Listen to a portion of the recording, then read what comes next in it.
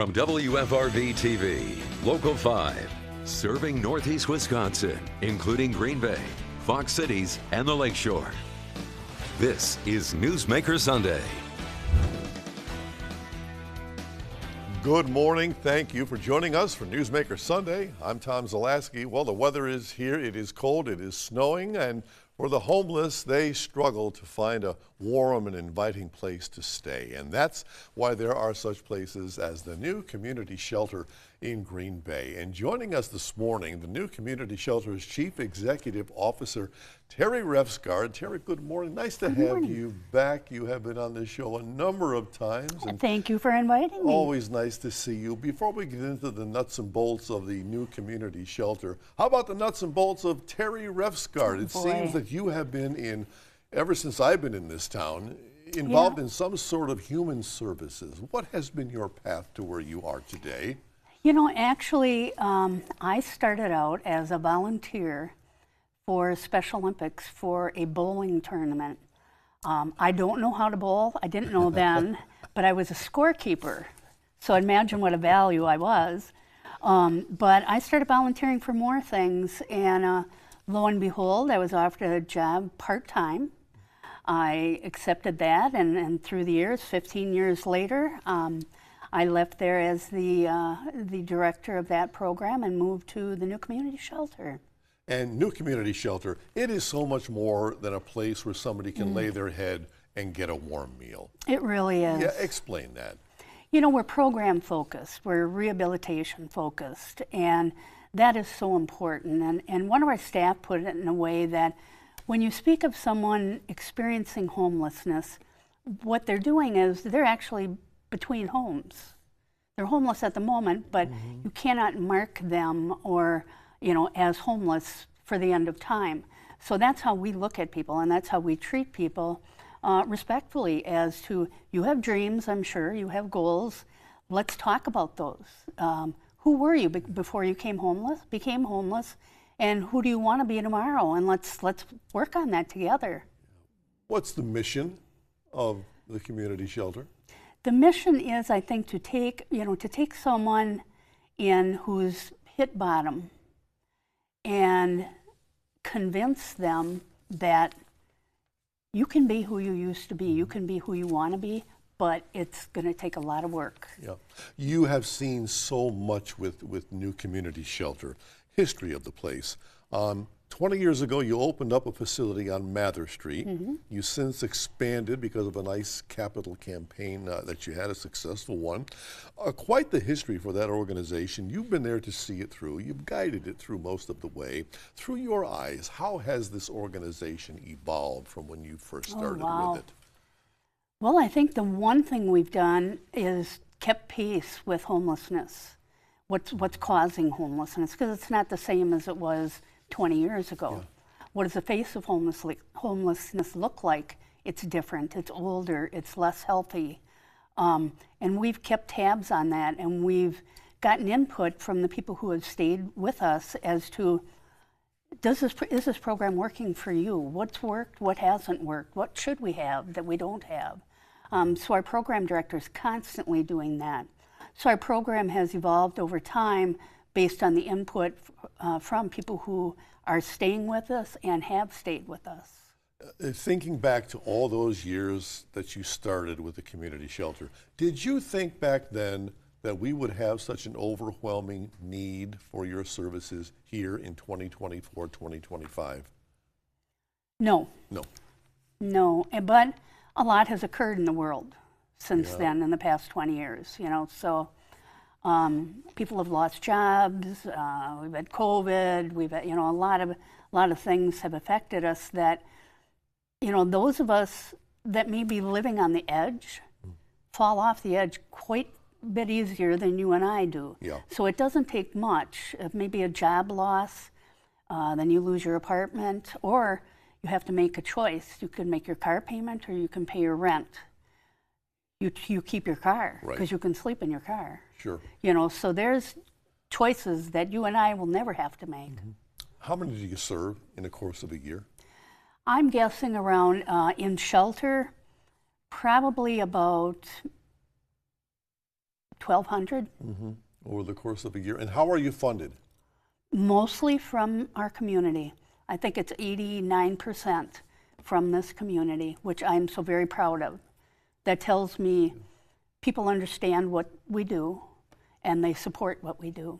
We are back with Terry Refsgaard and the new community shelter right after this, so please stay right there.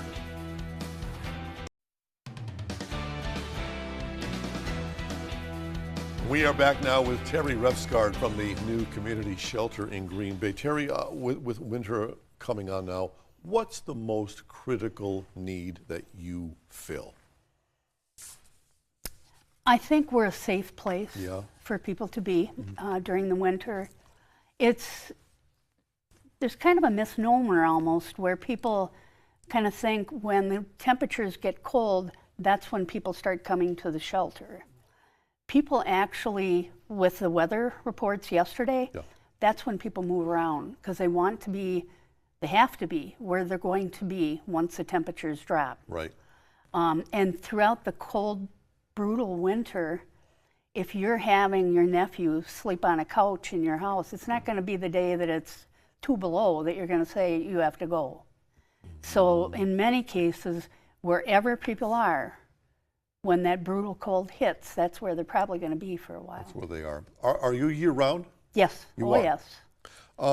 New community shelter helps people overcome their hardships, and as you mentioned, your programs, education, counseling, in-house services. Let me talk about some of these programs. First of all, what is the emergency shelter program about? That's our 3rd floor. That is the floor that everyone comes in on. First, people are assigned a case manager. And it's kind of like they go through an intake process. It's like an interview process. That's what's happened in your life that's brought you into homelessness, and a little bit about the bed. Do you have any addictions, mental health issues, your medications, all of that. It takes about 2 hours to go through that. Then the person's assigned a case manager and is assigned a bed on the 3rd floor. They're dorm rooms of 8.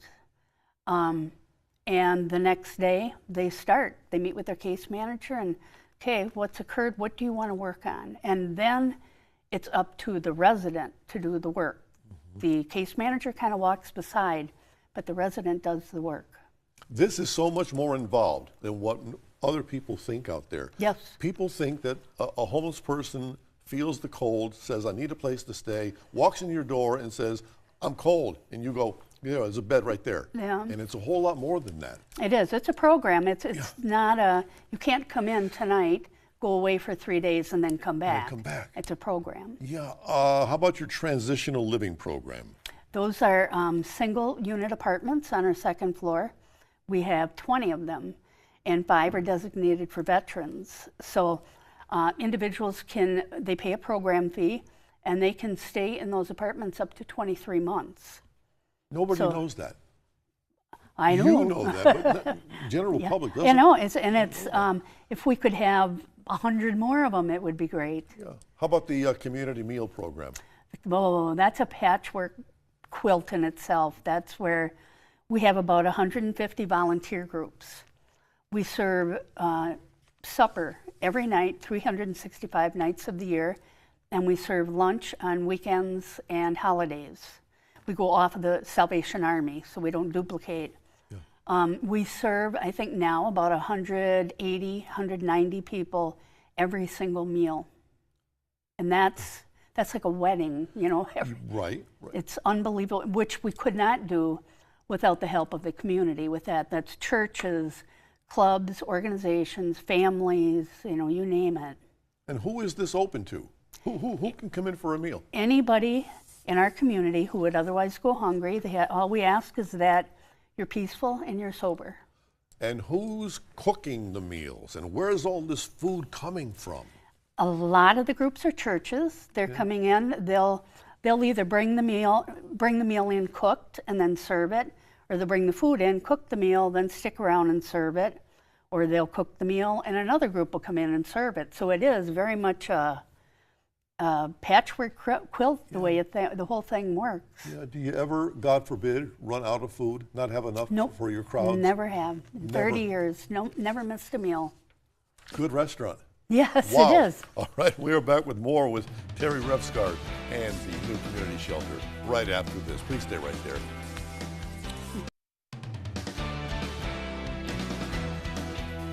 And welcome back to Newsmaker Sunday. Our topic this morning, the new community shelter and the services they provide for the homeless and the hungry. Our guest this morning, the Chief Executive Officer, Terry Refsgaard. And folks, during the commercial break, Terry just told me something that I had no idea about. This is a major project that you're involved in now. It is. It is. What's going on? There's a program out there that some may have heard of. It's called Permanent Supportive Housing. And basically what it is, it's housing offered to individuals who are homeless but have an income that offers case management along with it.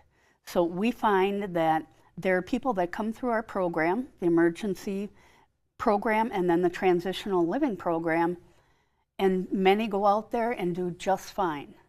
Some just don't make it on their own, in their own apartment. Many cases, the only rent they can afford is in bad areas that are unsafe. And so we thought, we're looking at a program that's going to be for those individuals that otherwise would fall through the cracks. They'll be paying rent, probably, I think, $775 a month. They'll have a case manager associated with them. The complex is going to, it's a... You're building a complex. Building a complex, right. At what cost? $12 million. How much do you have? $10 million. Where are we getting the other two? Right there. The word just That would went be out. fantastic. Yeah. And how many units are we talking about? We're here? talking 45 to 50 units, single unit occupancy. Our programming is going to beef up and for these individuals center on basic living skills and specific to apartment living or home living. What do you do in your apartment every week or every day, every week, every month, you know, to keep that apartment? What does it mean to be a good neighbor? You know, all of that. So when they move into that apartment, they know what's expected of them and they know what to expect of us as their landlord. Sure. The new community shelter, I imagine it's not just, as we said earlier, a place to lay your head or a place to get a meal. It can change somebody's life. It can change their direction, can it not?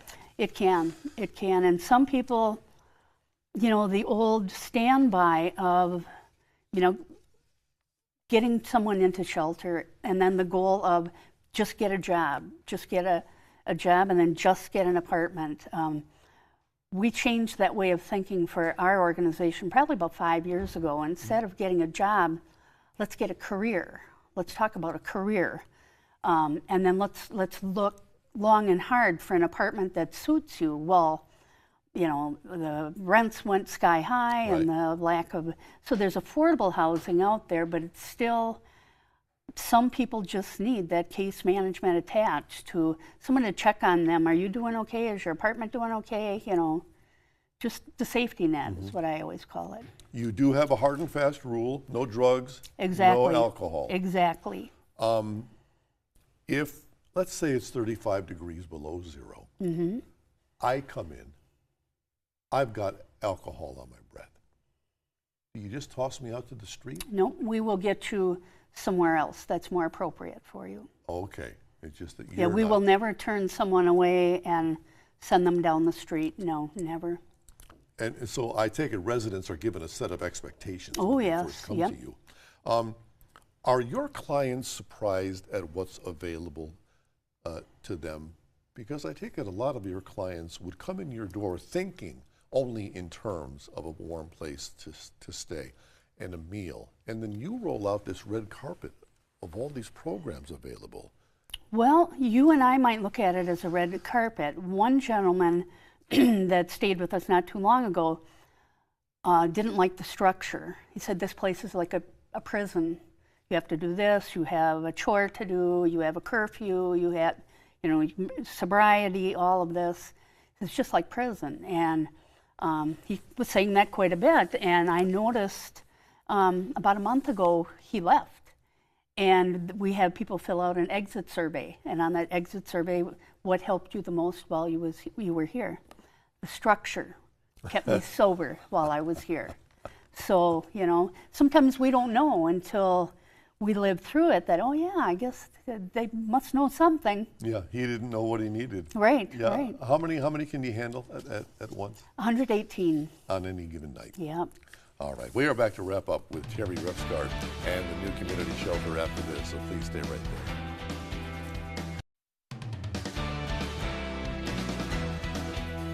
We are back now with Terry Refsgaard, the Chief Executive Officer of the new community shelter in Green Bay. What do you have for staff over there at your shelter? We've got about 27 staff members. Well over half of those are part-time. An amazing staff. Just we talk about, we all seem to have drank the Kool-Aid. You know, Right. We all are so committed, and just the best group of people ever. You would have to be committed. What about your volunteers? Volunteers. How many do you have, and what do they do? Oh God, for the most part, the community meal. A lot of our volunteers work there. We have, one of the needs that we have, especially in the winter time, I'm glad you asked, is activities for our residents. You know, we don't want them out in this weather, so, you know, there's nothing else for them to do but sit inside and watch TV. And so anybody that could come in and teach anything. One lady came in to teach knitting. Half of the class was men. Oh my. So it's just, I think, for something to do, anything to do, and if they're learning something new, even better. There's Nicolay Bank in the summer comes in and does game night, bingo, stuff like that. So any types of things like that would be so appreciated. Anytime, like after 7 o'clock. And there again, something the general public does not consider. General public thinks the person walks into your door, lays down on the bed, goes to sleep, leaves in the morning. Yeah, no. And it's so much more than that. If you wanted to get into volunteering with Community Shelter, how would you go about doing it? Probably the best, most effective way would to go in through our website, newcommunityshelter.org. And there's a volunteer application there. You can fill out what are your interests, what's your availability, all of that.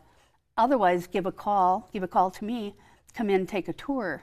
And as we walk through the facility, a lot of people will, oh, I could do that. I could do that, you know. Yeah. And what's the criteria for me as a volunteer? 18 years or older, and that's it. And I take it you do some sort of a background Yes, check. well, yep, we'll do a background check, yep. Do you get a lot of support from the community? Yes, we do. You do? We do. We're very fortunate. I remember when the shelter 20 years ago was being built, and that's when I came on as the executive director at the time, and there was the thought of we will allow you to be here. We will let the homeless shelter be in our community, and now I feel like people do believe we fill a great purpose and role in the community, and I think we've shown that by, you know, being a good neighbor, being a good community partner, and treating everyone with respect, you know, and that's what it boils down to. Another misnomer people have out there.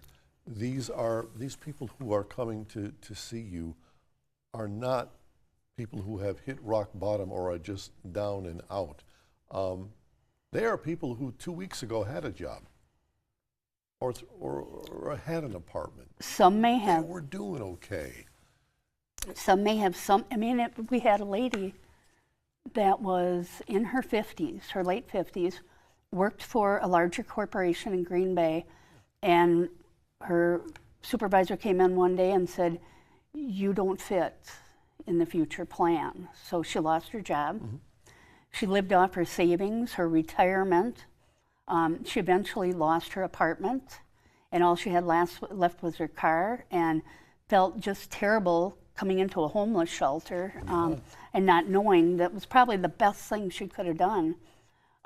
She went on to get her CNA license and now works in a local assisted living facility. No kidding. Yep. That was literally a lifeline for her. Yep, yeah. Yeah. Terry, what does the average family who's got food on the table, roof over their head, not see what you see every day? What's going on out there that we don't know is happening? Well, no one wants to be homeless. No one. In 20 years, I've not met one person that chooses to be homeless. Many people are struggling with mental health issues, and they're self-medicating with drugs or alcohol. So it may, on the face, you may see the person's under the influence of drugs or alcohol, but that's not the issue usually. So there's many issues that lead up to, and then drugs and alcohol become involved. But never underestimate any human being as not having goals or dreams. I don't care who you are or what your issues are. Everyone has goals and everyone has dreams. And I think we always have to remember that before we look too far down our nose thinking, you know, well, they're homeless. In other words, hopeless, and that's never the case. Yeah, I think you have given us this morning a whole different view of the clientele that you're dealing with every day. Good. Yeah, they are people. They are. Yes. Wonderful people. Yeah. Terry Resgard, thanks so much. Thank you, Tom. Fascinating. Good to have you back. Always a pleasure. All right, if you have a newsmaker in your town who you think we should have on this program, let us know about it. Send us an email to tips@wearegreenbay.com, or you can message us on Facebook. And be sure to join us once again Sunday morning at 7. Until then, have a great day.